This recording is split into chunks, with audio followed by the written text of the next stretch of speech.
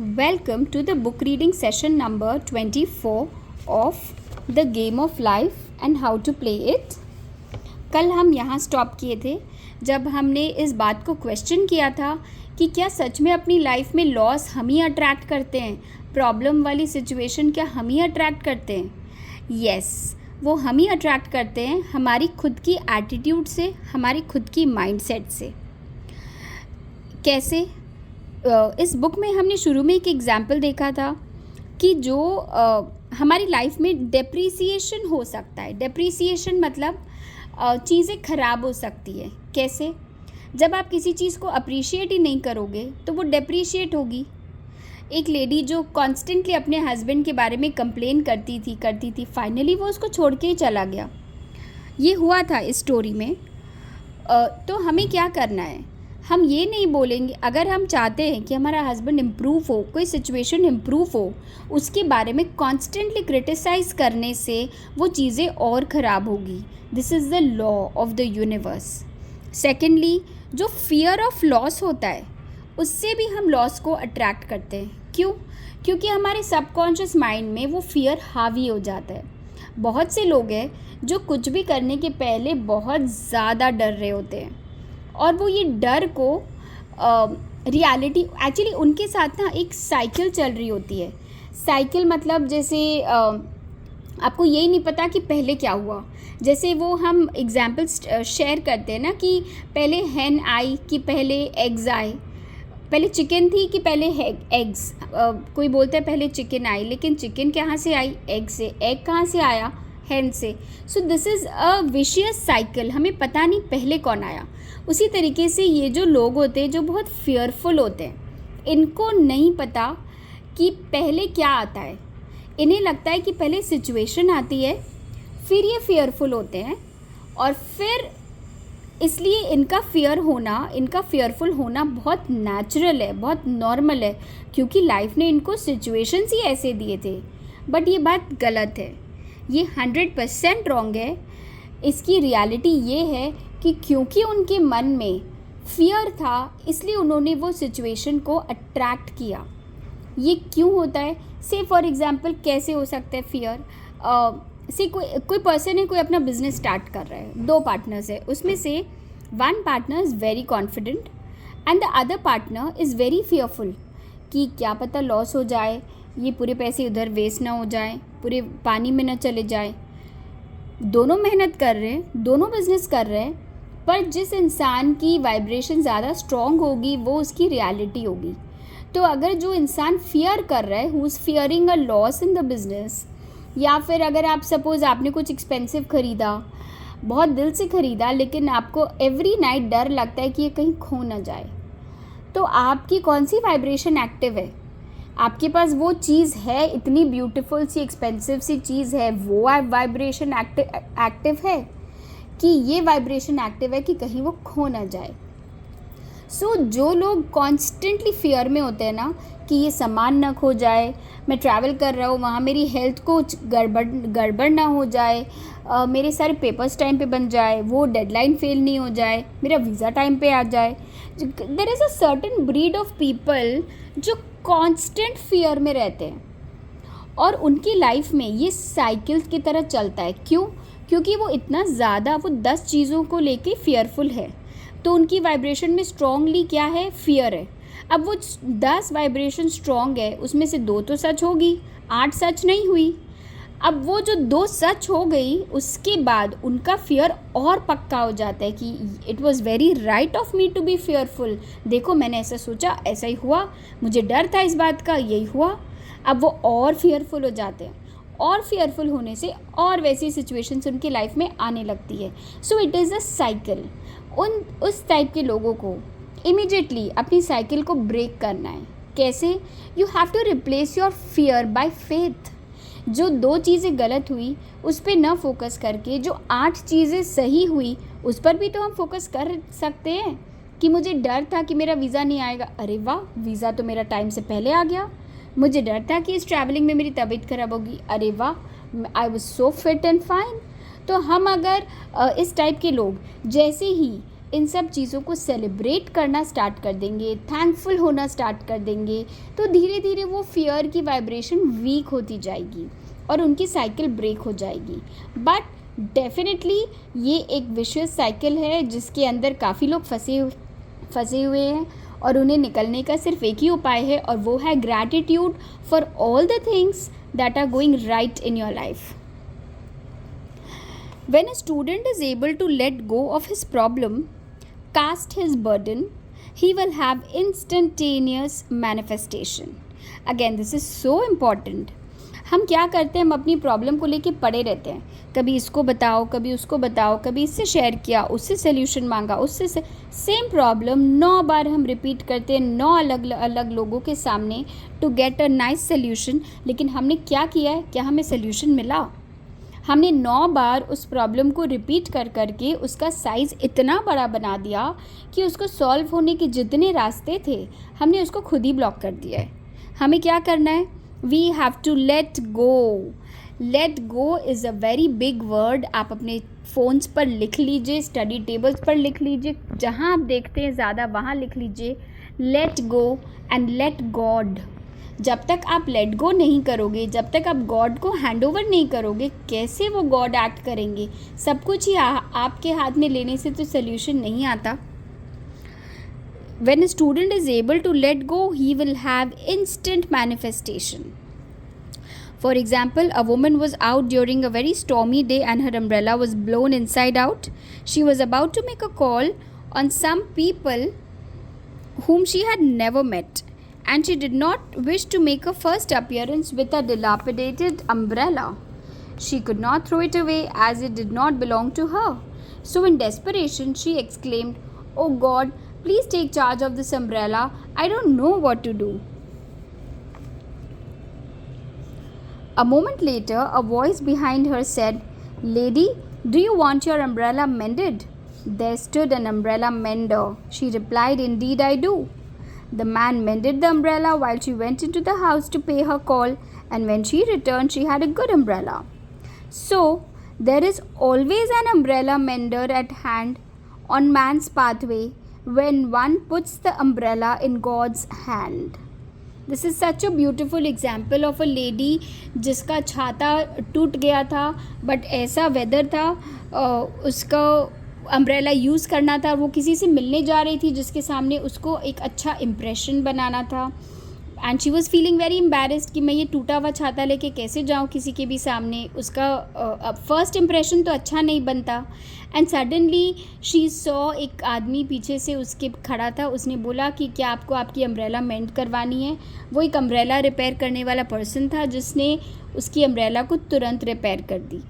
सो इस स्टोरी से हमें क्या मॉरल मिलता है? There is always an umbrella mender at hand.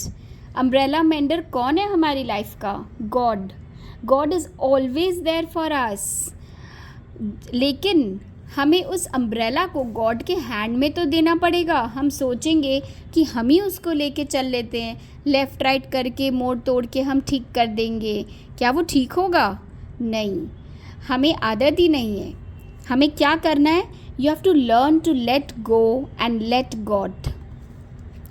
One should always follow a denial with an affirmation. For example, I was called on the phone late one night to treat a man whom I had never seen. He was apparently very ill. I made the statement, "I deny this appearance of disease. It is unreal, therefore cannot register in his consciousness. This man is a perfect idea in divine mind, pure substance expressing perfection." There is no time or space in divine mind, therefore, the word reaches instantly its destination and does not return void. I have treated patients in Europe and I have found that the result was instantaneous.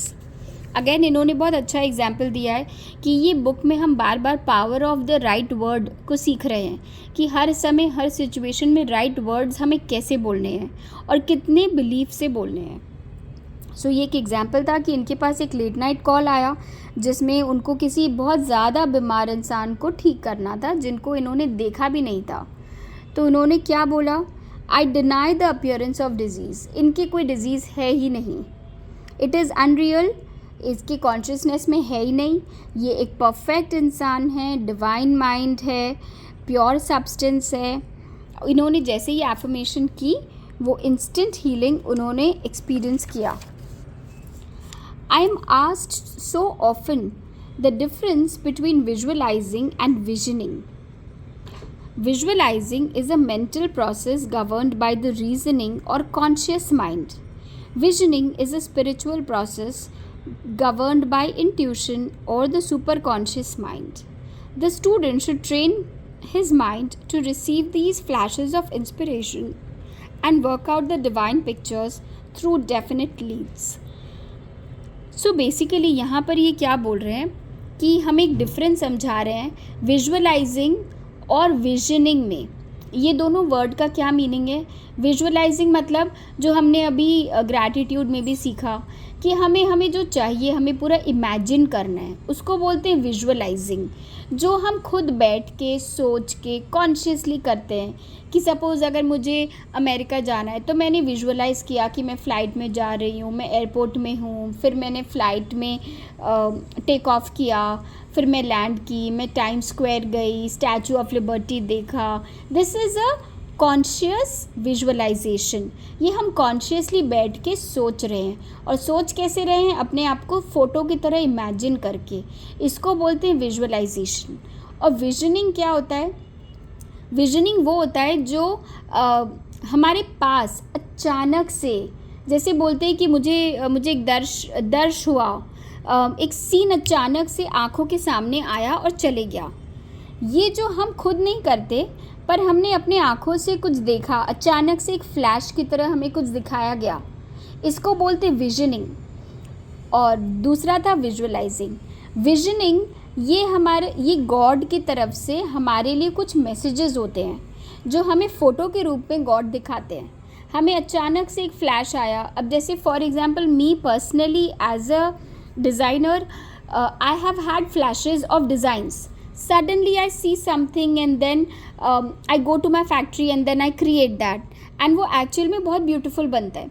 Suddenly I see there's a fabric and suddenly उसके ऊपर ये material ऐसे लगाओ, ऐसे stitch करो, ऐसा knot डालो। I just suddenly see that and that is a visioning. That is what God is sending. And visualization is if I'm sitting and I'm imagining that I'm opening another store and I'm opening another store, that is visualization. तो ये इन दोनों के बीच में हमें फ़र्क करना सिखा रहे हैं। हमें किस चीज़ को ज़्यादा ट्रेन करना है? हमें ट्रेन करना है रिसीव करने के लिए। हमें विजनिंग को ज़्यादा स्ट्रॉन्ग बनाना है ताकि हम और ज़्यादा गॉड से कनेक्टेड हो पाए, गॉड हमें बहुत ज़्यादा मैसेजेस दे पाए, हमें हेल्प कर पाए कि कौन सा रास्ता चूज़ करना है, उसके लिए हमें हेल्प कर पाए।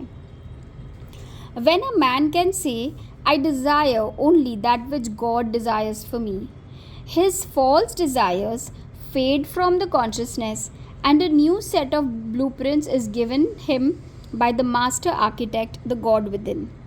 ये कितनी अच्छी लाइन है। इसका मतलब है कि कितने बार हम लाइफ में ना बहुत चीज़ों को ऐसे ही डिज़ायर कर रहे होते हैं। मुझे ये चाहिए, मुझे यहाँ जाना है, मुझे ऐसे घर में रहना है। ये सब हमारे कॉन्शियस माइंड के क्रिएटेड डिज़ायर्स है। हमें क्या करना है? हमें ये बोलना है कि मेरी डिज़ायर, मेरी विश वही है जो भगवान मेरे लिए चाहते हैं। जिस दिन हमने ऐसी वाली विश क्रिएट कर दी तो बाकी सारे डिज़ायर्स हट जाएंगे हमारी लाइफ से, और न्यू सेट ऑफ ब्लूप्रिंट्स जो गॉड ने हमारी डिज़ाइन में लिखा है, हमारी तकदीर में लिखा है, वो सारी डिज़ायर्स हमारे आँखों के सामने आने लगेंगे। God's plan for each man transcends the limitation of the reasoning mind and is always the square of life containing health, wealth, love and perfect self-expression. ये बात हमें हमेशा याद रखना है कि गॉड ने हमारी तकदीर में कभी भी कहीं से भी कुछ कमज़ोर नहीं लिखा है। हमारी जो रीजनिंग माइंड है ना, कितने बार उसको भी नहीं समझ पाती, क्योंकि वो तो गॉड ने लिखा है ना, तो वो उससे भी ज़्यादा पावरफुल लिखा है। हमारी रीजनिंग माइंड हो सकता है हमारे लिए, हमने इमेजिन किया कि मुझे 5 करोड़ चाहिए, लेकिन गॉड ने तो 50 लिखे थे। 5 बोल के हमने बाकी 45 को ब्लॉक कर दिया। तो हमें क्या विश करना है? हम अपनी विश तो डालेंगे ही, हमें फिर गॉड को बोलना है, अपनी विश करके हमें सरेंडर कर देना है गॉड को, और उन्हें ये बोलना है कि आपकी प्लान मेरे से ज़्यादा ब्यूटीफुल है, आप अपनी प्लान को मेरे थ्रू एग्जीक्यूट करिए।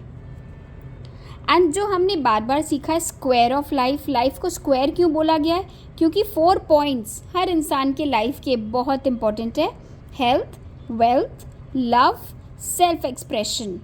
जिसमें वो खुद की जॉय को खोजता है वो है सेल्फ एक्सप्रेशन। ये चारों चीज़ें किसी इंसान की लाइफ में अगर परफेक्ट है तब वो कंप्लीट स्क्वायर ऑफ लाइफ बनता है। Many a man is building for himself in imagination a bungalow when he should be building a palace. See, इंसान अपनी इच्छा से जब हम मटेरियल चीज़ों को चाहने लगते हैं ना, तो हम तो सिर्फ बंगले की ही इच्छा कर रहे थे, जबकि भगवान ने तो हमारे लिए महल सोच रखा था। हमारी सोच बहुत लिमिटेड है, तो हमें क्या करना है? Can we not surrender to God which is much easier? Make a divine connection, sit with God, pray to God से ऐसा कनेक्शन बना ले that he becomes like your father, where you can command, where you can demand. जैसे हम अपने father से demand करते हैं, हम रिक्वेस्ट नहीं करते, हम डिमांड करते हैं, I want this. That is exactly हमें गॉड से कैसे डिमांड करनी है। If a student tries to force a demonstration, he brings it to a standstill. I will hasten it, said the Lord. He should act only through intuition or definite leads. Rest in the Lord and wait patiently. Trust also in Him and He will bring it to pass. मतलब हमें patience नहीं खोनी है। Whatever we are wanting, if we have surrendered to God, अभी ये actual test क्या होता है हमारी पेशेंस का, जो मैक्सिमम लोग थोड़ी दूर तक आने के बाद खो देते हैं और बोलते हैं ये बेकार है, doesn't work, it's all fake, I don't know what's there in my destiny, and we start doubting God. That is not, we should not be doing. I have seen the law work in the most astonishing manner. For example, a student stated that it was necessary for her to have $100 for the following day. It was a debt of vital importance which had to be met. I spoke the word, declaring spirit was never too late and the supply was at hand. That evening, she phoned me of a miracle. She said that the thought came to her to go to a safety deposit box at the bank to examine some papers. She looked over the papers and at the bottom of the box was a new $100 bill. She was astounded and said she knew she had never put it there, for she had gone through the papers many times. It may have been a materialization, as Jesus Christ materialized the loaves and fishes. Man will reach the stage where his word is made flesh or materialized instantly. The fields ripe with the harvest will manifest immediately, as in all of the miracles of Jesus Christ. Again, this is very very powerful. ये क्या बोल रहे हैं, इनके साथ क्या example हुआ था? एक लेडी का एग्जाम्पल था जिसे अर्जेंटली पैसे की ज़रूरत थी, और ये क्या बोल रहे हैं कि हम जब भगवान को प्रे करते हैं ना, तो we should constantly look for clues. भगवान हमें कोई ना कोई हिंट दे रहे होते हैं, कोई ना कोई क्लू दे रहे होते हैं कि अच्छा नेक्स्ट स्टेप तुम लो. ये जो कहावत है कि तुम एक कदम बढ़ाओ, भगवान 100 कदम बढ़ाएगा, लेकिन हम क्या करते हैं, हम वो एक कदम भी बढ़ाने के लिए रेडी नहीं होते. So anyways, so she was really praying for the money. इन्होंने जाके इनको बोला कि please I urgently need the money. तो उसको अचानक से उसके माइंड में एक तो फ्लैश आया कि उसको जाके अपने कुछ पेपर्स चेक करने चाहिए, कुछ इम्पॉर्टेंट डॉक्यूमेंट्स वो जहाँ भी रखती थी. तो वो गई वो वहाँ पर चेक करने. जब उसने सारे पेपर्स चेक किए, अचानक उसने देखा कि वहाँ पर एक तो $100 का न्यू नोट पड़ा था. एंड वो बहुत सरप्राइज थी, क्योंकि इस ड्रॉर में, इस जगह पे ये पेपर्स वो 100 टाइम्स चेक कर चुकी थी और आज तक वहाँ पर वो नोट नहीं था. ये अचानक कैसे आया और वो कौन रख सकता है? अभी इसके बारे में ये बोल रहे हैं कि गॉड, ये जो हम बोलते हैं ना अचानक चमत्कार हो गया, so this is one of the realities of life, जिसके बारे में साइंस ने अभी तक बहुत ज़्यादा एनालिसिस नहीं किया है. But may be in a few years इसकी भी साइंटिफिक एक्सप्लेनेशन निकल जाएगी। हर इंसान अपनी लाइफ में सब कुछ मटीरियलाइज कर सकता है by the power of his own thought. So उस समय वो ही हुआ था, उसने गॉड को सरेंडर किया, उसने विश की, तो उसको उस ड्रॉर में $100 मिले। वो श्योर थी कि ये पैसे वहाँ नहीं थे। सो ये हुआ क्या था, गॉड वहाँ पर चमत्कार के थ्रू उन्होंने वहाँ पे वो पैसे उस तक पहुँचा दिए। सो ये सब स्टोरीज़ हैं, हमने हज़ारों स्टोरी सुनी है, कैसे चमत्कार होते हैं, कैसे जो चीज़ वहाँ नहीं थी वहाँ आ जाती है, कैसे कोई इंसान आके आपको रास्ता दिखा के चले जाता है, कैसे कोई इंसान आपकी मदद करके चले जाता है। ये सब हमने 100 बार सुना है। ये सब क्या है, ये सब गॉड है, जो जब हमने सरेंडर किया था ना, तब गॉड ने ये सब रूप ले लेके नीचे आए और उन्होंने हमारी हेल्प की। We'll have to stop here. We'll continue tomorrow. Thank you.